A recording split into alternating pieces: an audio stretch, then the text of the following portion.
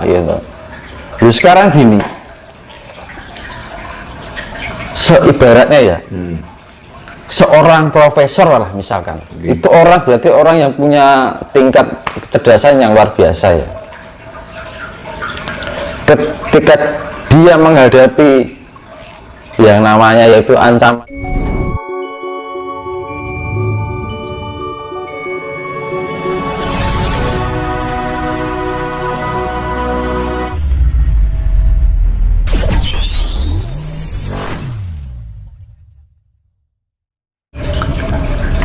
apakah salah satu upaya atau syarat atau langkah-langkah agar Nusantara ini terwujud menjadi menuju keluar dunia itu termasuk bangkitnya ajaran Budi, Mas?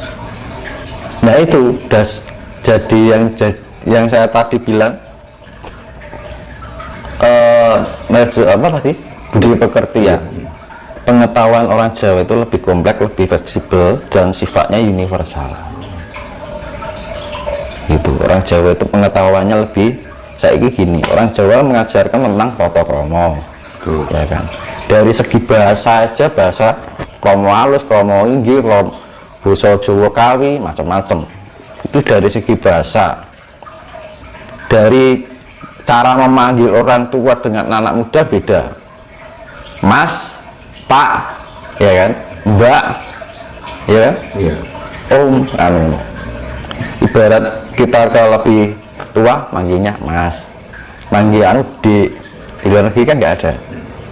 Itu dari cara memanggil itu sudah tahu bagaimana cara menghargai dan menghormati seseorang.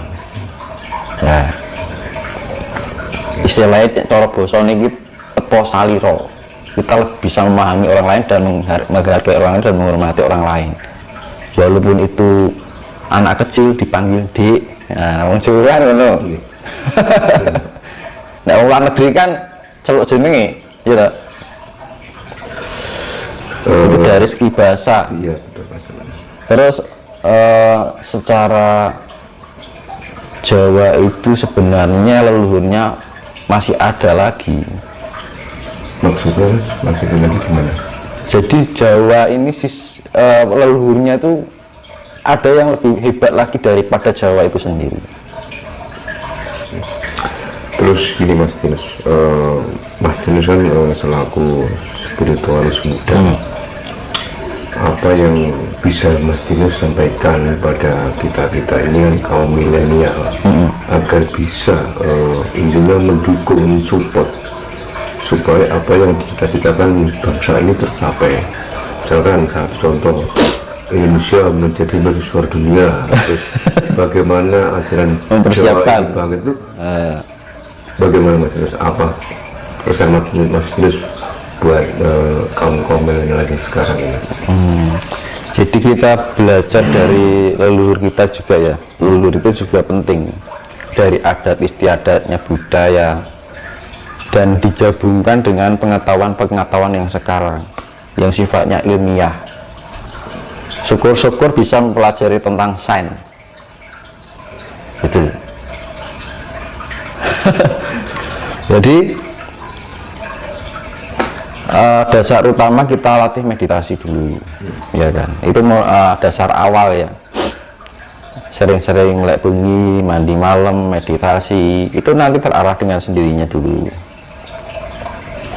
Nah, makanya itu apa fungsinya meditasi? Agar kita terbangunkan potensial energi di dalam diri kita meningkat, akhirnya kita bisa juga meningkatkan tingkat kesadaran diri kita sendiri.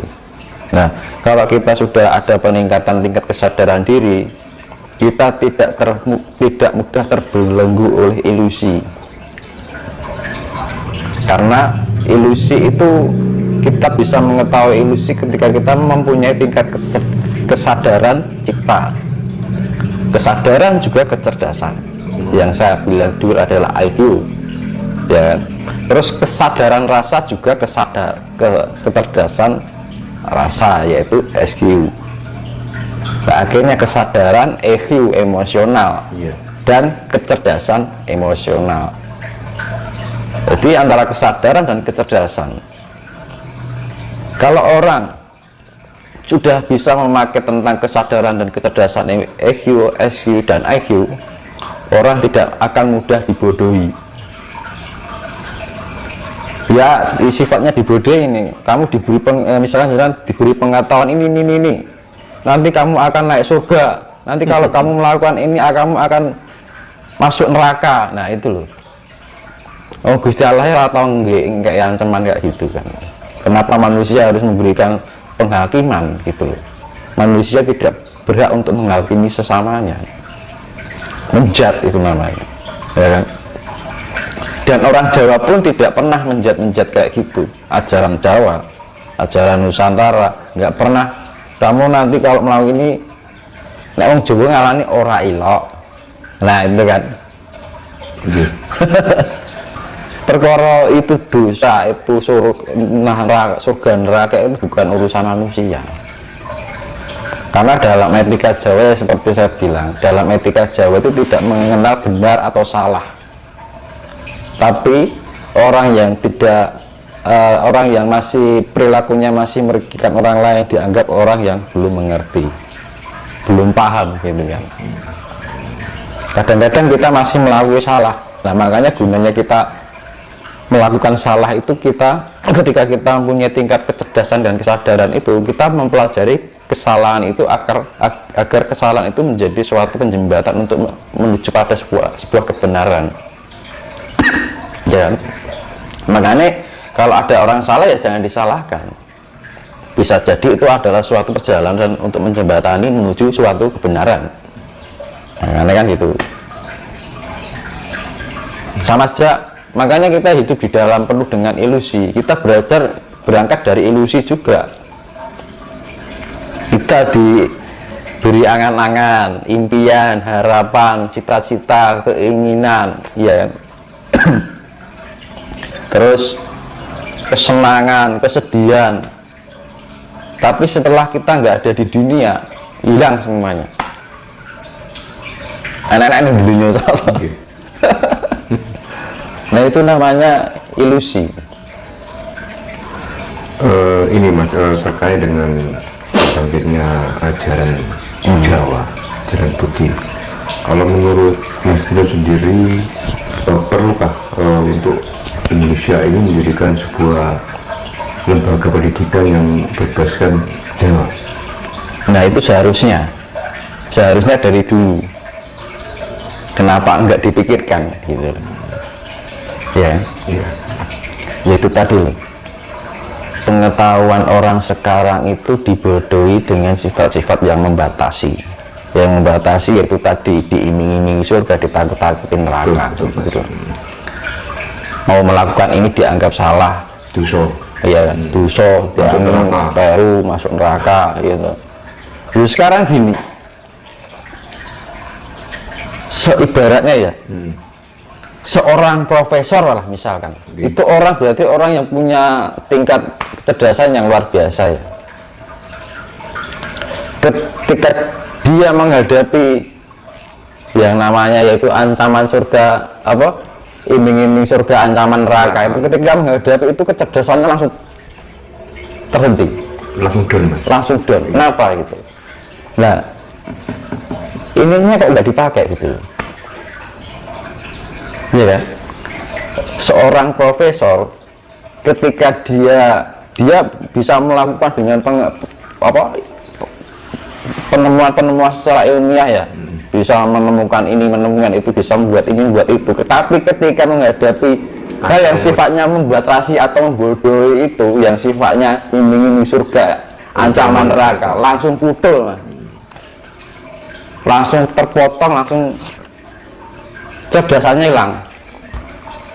Nah, itu makanya intelektual tanpa diimbangi dengan kecerdasan dan kesadaran spiritual itu akan juga bodoh. Kecerdasan spiritual dan kesadaran spiritual tanpa diimbangi kecerdasan ini juga akhirnya kok timbul kefanatikan. Tuh. Ya, akhirnya gitu loh, rumoso bener, rumoso apik, rumoso suci, liyane salah.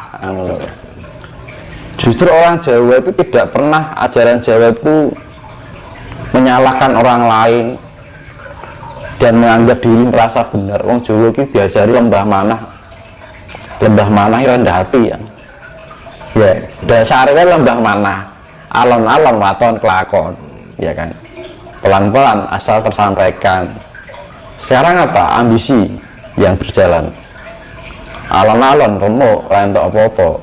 Nah itu budaya dari mana? Jawa, dari itu Jawane wis hilang. Ya. Sebagai kasus kemarin Mas, orang Jawa dikatakan salah satu ustadz atau ulama bahwa orang Jawa itu menyembah pohon. Buktinya orang Jawa nggak protes kan, nggak sampai demo kan. Nah itu kan bukti bahwa orang Jawa itu yang lembah manah seperti yang tadi Mas Dino sampaikan. Iya. Ya karena orang Jawa itu nggak bawel, kadang-kadang mengerti tapi diam. Ya, orang Jawa itu lebih baik diam daripada harus kita ramai gitu loh, mengedepankan ego gitu, nalar diabaikan, akhirnya apa, akal sehat nggak berjalan dan akhirnya